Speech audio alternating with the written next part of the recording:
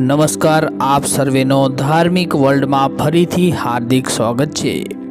મિત્રો, આપણા બધાના મનમાં ક્યારેક ને ક્યારેક એ પ્રશ્ન જરૂર થતો હશે કે મનુષ્યનો ભાગ્ય ક્યારે લખાય છે।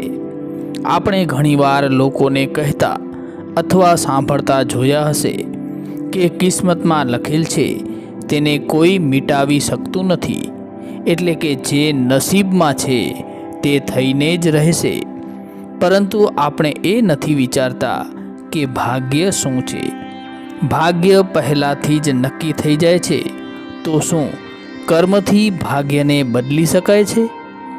આ સંસારમાં કર્મને માનવાવાળા લોકો કહેતા હોય છે કે ભાગ્ય નથી હોતું, અને ભાગ્યમાં માનવાવાળા લોકો કહેતા હોય છે કે ભાગ્યમાં જે લખ્યું છે તે જ થશે। એટલે કે કર્મ અને ભાગ્ય, આ બે બિંદુઓની વચ્ચે વ્યક્તિ ફરતો રહે છે અને એક દિવસ આ દુનિયાને અલવિદા કહીને ચાલ્યો જાય છે। વિધાતાએ કેવી રીતે વિચારતા હોય છે કે કોઈ મનુષ્યને રાજા બનાવવું છે કે રંક, એ તો સર્વસામાન્ય વાત છે કે તે આપણા કર્મ છે કે જે મનુષ્યના કર્મોથી તેનું ભાગ્ય નક્કી થાય છે। મનુષ્યએ કર્મ કરતા રહેવું જોઈએ, કેમ કે કર્મથી ભાગ્યનું લખેલું બદલી શકાય છે। દોસ્તો, કંસને ભગવાન શ્રી કૃષ્ણના મામા અને એક શક્તિશાળી અસુરના રૂપમાં ઓળખવામાં આવે છે। તેની ક્રૂરતા એ વાતમાં સાફ દેખાઈ આવે છે કે તેણે પોતાના મૃત્યુના ભયથી પોતાની જ બહેનના 7 બાળકોને જન્મ લેતા જ તેમને જાનથી મારી નાખ્યા હતા।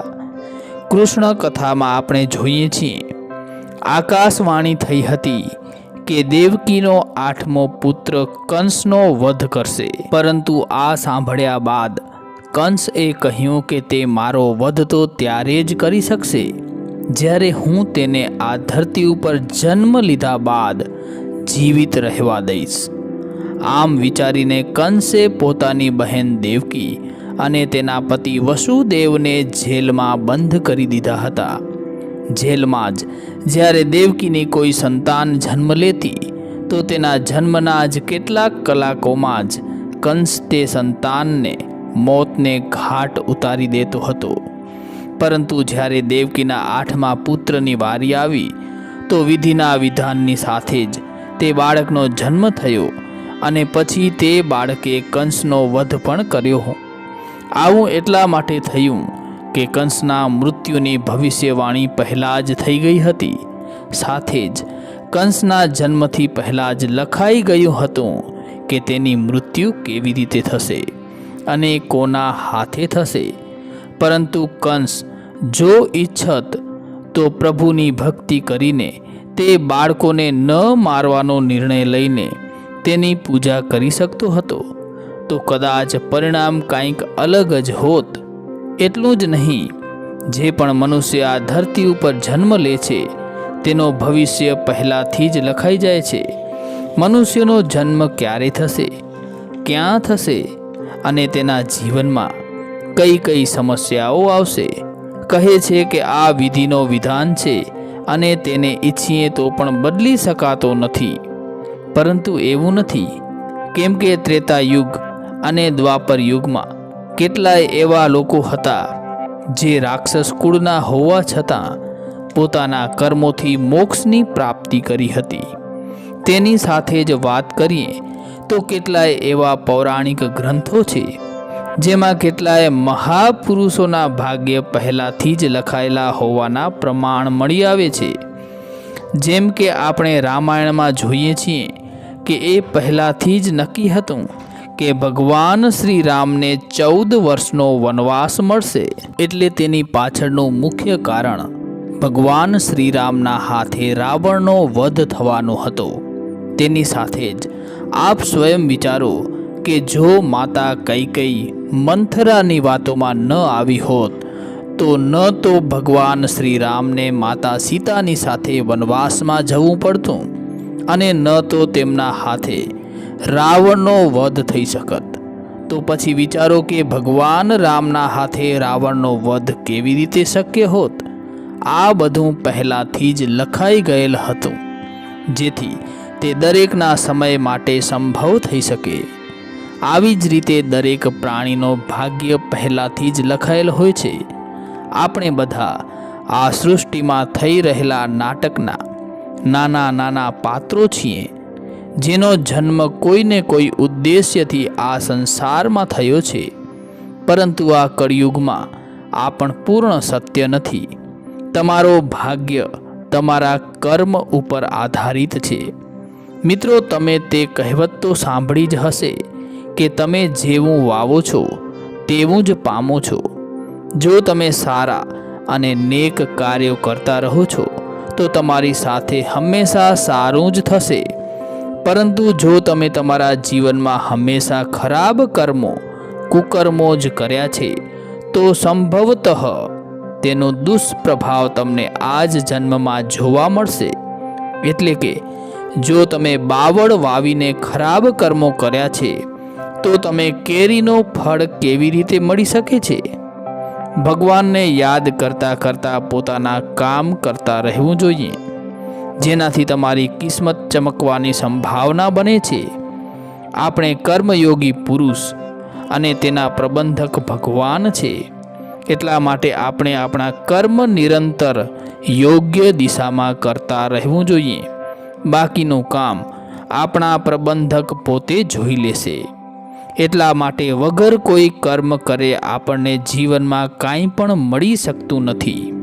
એટલા માટે આપણા ધર્મ ગ્રંથોમાં સદાય ધર્મ કર્મ અને પુણ્ય કર્મ કરવાની પ્રેરણા આપવામાં આવેલ છે. કેમ કે એકમાત્ર આ જ રસ્તો છે જે આપણને જન્મ અને મૃત્યુના આ ચક્રમાંથી બહાર કાઢી શકે છે.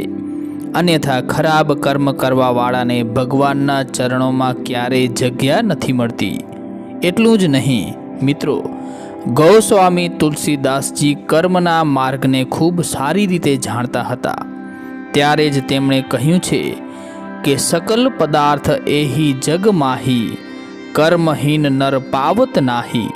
એટલે કે તુલસીદાસજીએ આ દોહામાં સ્પષ્ટ કર્યું છે કે સંસારમાં સર્વ કાંઈ છે જેને આપણે ઈચ્છીએ તો પ્રાપ્ત કરી શકીએ છીએ, પરંતુ જે કર્મહીન અર્થાત પ્રયાસ નથી કરતા તેઓ ઈચ્છિત ચીજોને પ્રાપ્ત કરવાથી વંચિત રહી જાય છે. એટલે કે મનુષ્ય જેવો કર્મ કરશે તેને તેવો જ ફળ મળશે. હસ્તરેખા શાસ્ત્ર પણ કહે છે કે કેટલીક રેખાઓને છોડીને બાકીની સર્વે રેખાઓ કર્મ અનુસાર બદલતી રહેતી હોય છે. તમારી હથેળીને ધ્યાનથી જોજો. કેટલાક સમય બાદ તમારી હથેળીની રેખાઓમાં કેટલાક બદલાવ જરૂર નજર આવશે. એટલા માટે કહેવામાં આવે છે કે રેખાઓ ભાગ્યથી નહીં પરંતુ કર્મથી બદલે છે. ત્યારબાદ એક વાત જે સામે આવે છે કે કર્ણનો વધ પાંડવ પુત્ર અર્જુનના હાથે થયો. અર્જુને માધવને કહ્યું, હે માધવ, તમે મારા હાથે મારા પોતાના જ જ્યેષ્ઠ ભ્રાતાનું વધ કરાવી દીધું છે. આ કેવું ભાગ્ય છે! આ તમારી કેવી લીલા છે! તો તેની ઉપર ભગવાન શ્રી કૃષ્ણએ કહ્યું કે પાંડુપુત્ર, હું કોણ છું? કોઈ મનુષ્યને પ્રાણ આપવાવાળો કે પ્રાણ લેવાવાળો? આ તો તેના કર્મનો ફળ છે. જેવી રીતે તેણે જીવનમાં કર્મો કર્યા છે તેવી રીતે જ તેના ફળ સ્વરૂપ પરિણામ છે. અને હા, જીવનના કયા વળાંક પર તમને ફૂલ મળશે કે કાંટા, તે મનુષ્ય પોતાના કર્મોથી સ્વયં જ નક્કી કરે છે. શ્રી કૃષ્ણએ અર્જુનને કહ્યું કે તે અધર્મની વિરુદ્ધમાં અવાજ ઉઠાવી અને ધર્મનો રસ્તો પસંદ કર્યો. જ્યારે કર્ણએ અધર્મનો માર્ગ અપનાવ્યો તો પછી હું શું કરી શકતો હતો? પરંતુ છતાં પણ મેં તેને કેટલાય વિકલ્પો આપ્યા, પરંતુ દરેક વખતે તેણે દુર્યોધન અને તેની મિત્રતાને જરૂરી સમજી. આ વાત આપણને ભગવદ્ ગીતામાં શીખવા મળે છે કે ઈશ્વર આપણને કેટલાક અવસર અવશ્ય આપે છે જેથી આપણે પોતાના ખરાબ કર્મોનું પશ્ચાતાપ કરી શકીએ અને યોગ્ય રસ્તા પર આવી શકીએ. અંતમાં એટલું જ કહીશું કે આપણો ભવિષ્ય જરૂર લખાયેલો હોય છે, પરંતુ ફળ આપણા કર્મોના આધાર પર જ મળે છે। મનુષ્ય કર્મ કરીને ભાગ્યને બદલી શકે છે કે નહીં, પરંતુ કર્મ ન કરીને પોતાના ભાગ્યમાં લખેલ છે તેને ઈચ્છીને પણ બદલી શકતો નથી। તો મિત્રો, અમને આશા છે કે આ માહિતી આપને જરૂરથી પસંદ આવી હશે, માટે વિડીયોને લાઈક કરવાની સાથે સાથે તમારા ગ્રુપમાં વધુને વધુ શેર કરજો। અને જો આપે હજુ સુધી ચેનલને સબસ્ક્રાઈબ ન કરી હોય તો સબસ્ક્રાઈબ જરૂરથી કરી નાખજો। જય માતાજી, જય શ્રી કૃષ્ણ, હર હર મહાદેવ, હર ધન્યવાદ।